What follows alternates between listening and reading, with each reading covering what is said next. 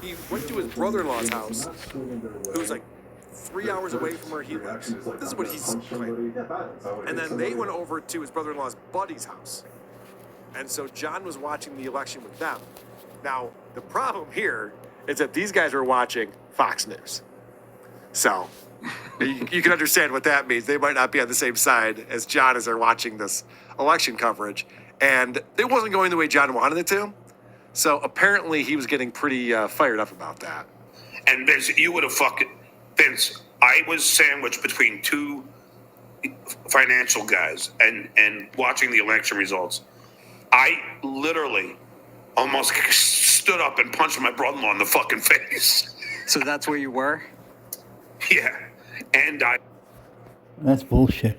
He never punched anybody. Threatens, yes. Of course, he was in the bathroom. He always is, because he's a shithead. I was so fucking pissed. I thought he was saying something about me. It wasn't. He was saying something about the election. What did he say? I can't remember. I was in the bathroom and I came out and I thought he was saying something about me and I went. How come you can't remember? I thought you had a photographic memory, 165 IQ. Can't mess with this, remember? Jesus Christ. Up to him with every intention of fucking punching him in the face. No, you didn't. You never punched anybody. You're a liar and a coward. Call the police, maybe. Call your mom, maybe. Why is it everywhere you go you gotta shit in the bathroom, not wash your hands? The whole story about underwear to guide, that's because Howard and everybody made fun of you for never washing your hands. So like usual, you made up a story to cover. Typical. Brother-in-law's house? No, it wasn't at his house. It was at his friend's house. What a great house guest you are. So this is why I'm fascinated by this. I love a peek into the real stuttering John Melendez. Not performative John, not this is what I want people to goof on John. This is him being honest with something that actually happened. He's wasted. Mm-hmm. He doesn't remember what was said. Allegedly. He's all upset because what's going on with the election. He gets out of the bathroom and he's ready to punch his brother-in-law, who's his best friend. He talks about his brother-in-law glowingly all the time. Brother-in-law does a lot of stuff for him. What did he hear that? This could be another fantasy to show how tough he is. Cut him off. Loser retard.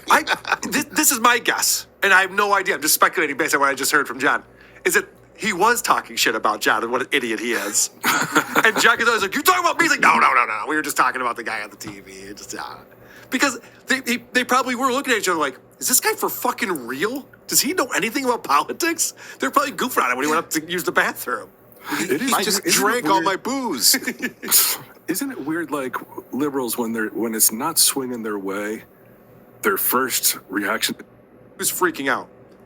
Once they settled this, he was on cloud nine. I don't know if you guys remember this, but once they settled the lawsuit, all the stress was gone. I don't owe anyone money. This is great. And now he doesn't want to pay the money that he was all excited about. I only have to pay this much money. He was bragging about how little money he had to pay Vince. And now he can't even afford that. And he won't pay him. In installments. Right. As a payment plan. Yeah. That they explained as a six-month payment plan. And he hasn't paid one yet. It was supposed to be October. He didn't pay October. Now he's got November. He hasn't paid November. He's trying to weasel his way out of it. And so he has an excuse on why he can't pay him, which, again, proves that John is poor, which we all knew, which I'm not saying is like, wow, can you believe it? It's just amazing that John's finally admitting that.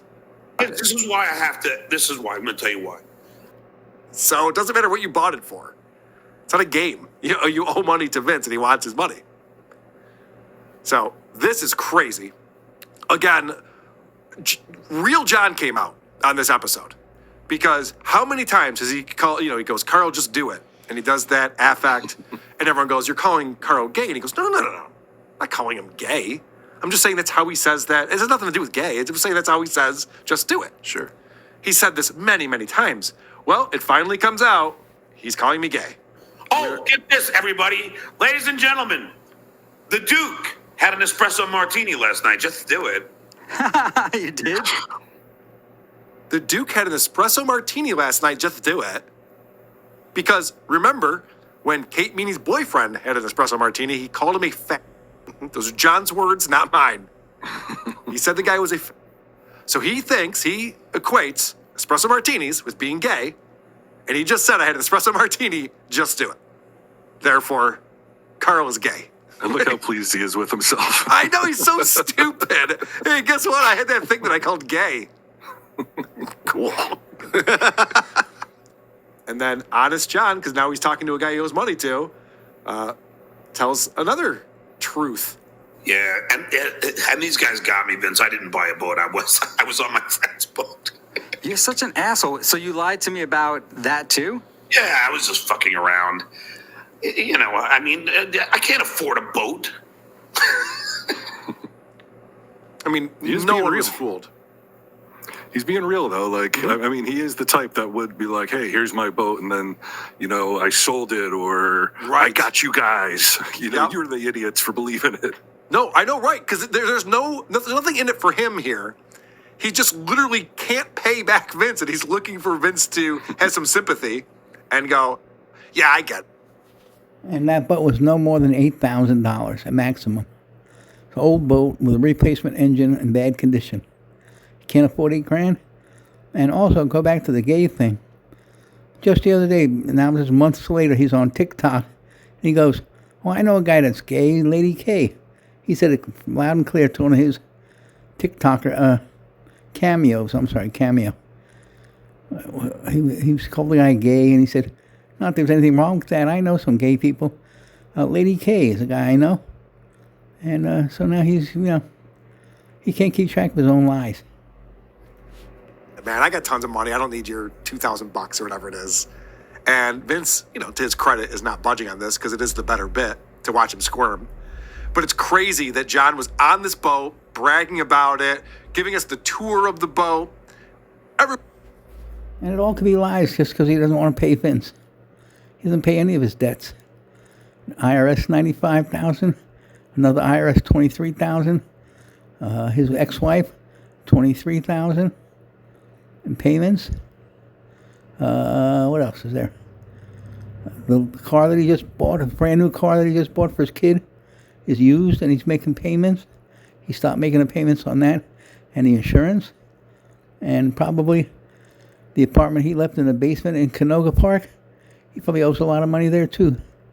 He snuck out, dumped all his furniture on the sidewalk, and took off. Everyone thought it was not his boat. He didn't fool anyone. And then he comes out and he goes, "I know, I didn't even buy a boat. Gotcha." So there is a theory that because the house is in Osa's name and she owns it, that she's also paying bills and she's controlling the thermostat. Oh. Now, I've heard about this before. Forget who was talking about this, but like with Airbnbs. Oh, I think it was Rocco was talking about, I stayed at this Airbnb and it was in Georgia. And so he was setting the thermostat down to yeah. 72 I or remember 70. him telling us this. And then it would go back up to 80 or 78. And he's just like, what the fuck? So he finally reached out to the owner, like, "Oh, yeah, you can't mess with the thermostat. It's an extra $50 for every degree lower you want it." He's like, what? It's God. crazy. It is expensive. I can tell you, even when I'm not at my house in Florida, the bills are high to, keep it, whatever, relatively cool. And so I don't know that John has control over his own thermostat because this sounds crazy. This is amazing. I'm still sweating. I had the temperature on at 80 because I don't know. I guess I get cold at night. I don't know why. I had the temperature on at 80 because, I don't know, I think I get cold at night. I don't know why. Huh? My parents keep their thermostat at 75 because they're 80. Right, yeah, that makes sense. But I do. And then when I got home from the gym, got out of the shower, I was sweating like a goddamn pig. Yeah, it's a sauna.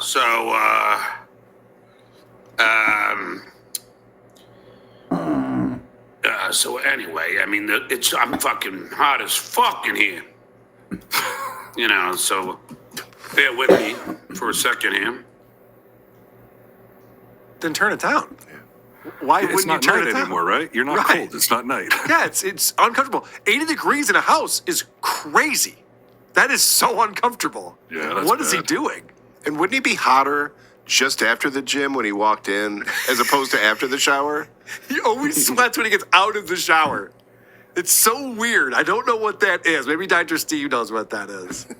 It's crazy. He's so greasy and gross. Troy Smith says he looks like the Nixon mask in Point Break. He kind of does. Yeah. That's funny. It's a good observation. All right, so now we're going to bring Clay Dabbler in. It's Clay Day on Fridays.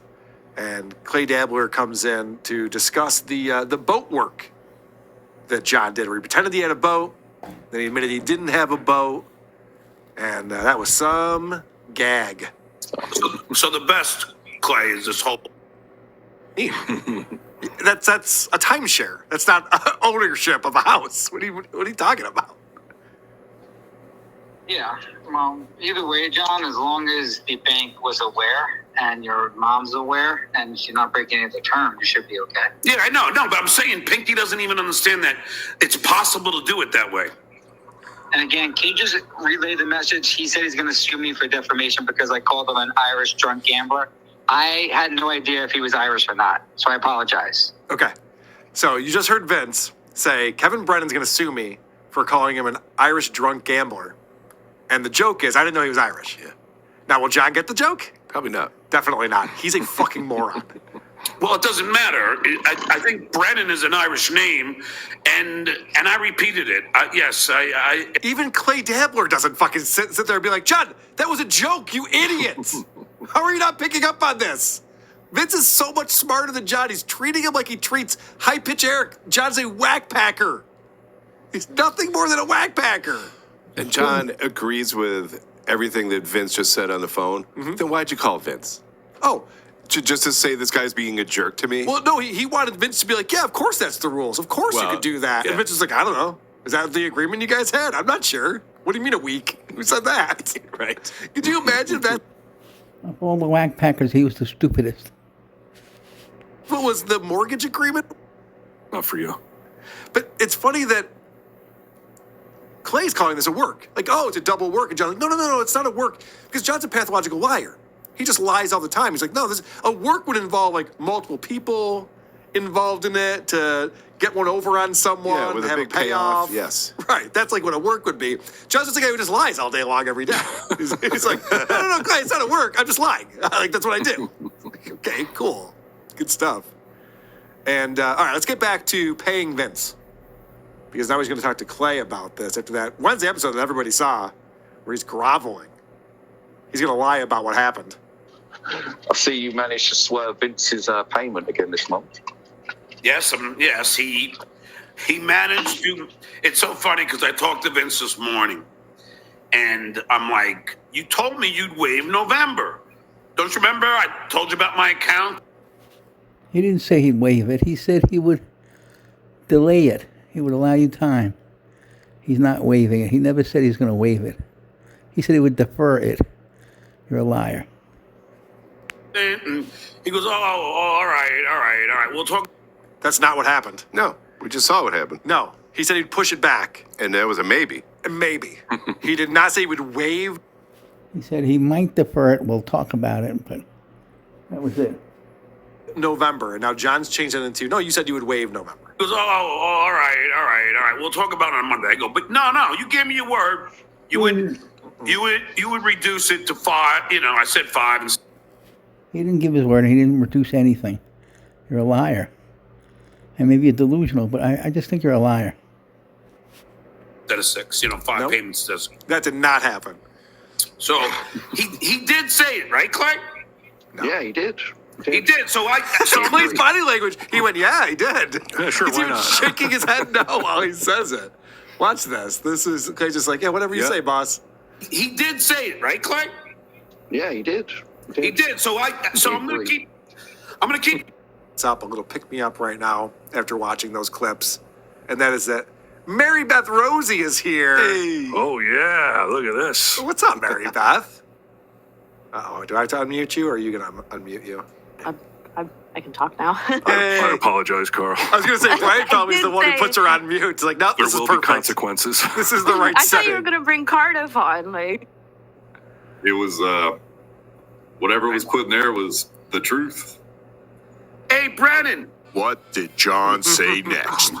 Here are your choices. I'm due. Number 1, I got signed to Atlantic Records. B, I slept over at Howard's house. Did you? Next, I have 2 pensions.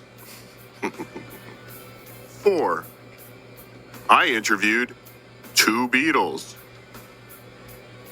And lastly, I've done more than you to poke a dabbler. This is a tough one. So they're just talking about the album release, and I'm going to go, lastly, I've done more than you, and I know it's wrong, and I'm already mad at myself. What do you think, Brian? Since he's been talking about money so much, I'm going to go next. I think he's going to brag about his 2 pensions and he has more money than KB does. Okay, I like that. What do you think, Mary Beth? I think he signed to Atlantic Records. Okay, you're Because going he was number talking 1. about the Rolling Stones. So. Yep. And producer Chris? I also went with 1, Atlantic Records. All right, the chat has a lot of ones, a lot of lastlies. There's a next. Let's see. Whatever was put in there was the truth. Hey, Brennan. Brennan, I interviewed 2 Beatles. What? Have you? Oh my God, that's what he came up with? I even read 2 Beatles? I never would have gotten that. Damn you, potato. He's good. Don't Cardiff. think so. I interviewed Ringo Starr and Paul McCartney, you dumb fuck. Is Kevin Brennan a journalist who interviews people for a living? Like, that doesn't even make Does he fucking love the sense. Beatles? Yeah, he's not a music reporter. What the fuck kind of brag is that? Did you do the Chris Farley bit? Do you remember when you did? That was awesome. You know, the SNL bit? I don't You did it with Paul McCartney. You don't know that, John? Why are you trashing me? Thanks for the $2. Why didn't you answer Rocco's question to your face at AC? It wasn't a question. He was being insulting and homophobic. And as soon as he turned the fucking camera off, I said, let's go outside, you fucking loser. How is that homophobic? How is it homophobic? Yeah, I was wondering the same thing. Son with a vagina. And it is a question. Has he ever queefed in your face? We all want to know. I know. It's an easy yes or no answer. A liar. And he refused. Has your son ever queefed in your face? I'm appalled by your bold. That's funny. Because asking, that wasn't a question that Rocco asked him. But him asking Ringo Starr a joke question that was written for him is an interview. An interview. I know. I was thinking the same thing. If you were interviewed, these things like, what'd you do with the money is not an interview. No. It's like how he interviewed O.J. Simpson. When he's like, no, I interviewed O.J. Simpson and asked him if he could sign my knife. Like, he wasn't he wasn't even looking at you. He couldn't even hear you. He was in his limo. The trunk of the car couldn't hear you. Yeah, you were You yelled at a moving car with the doors locked and the windows closed. interviewing anyone. You were talking in a car.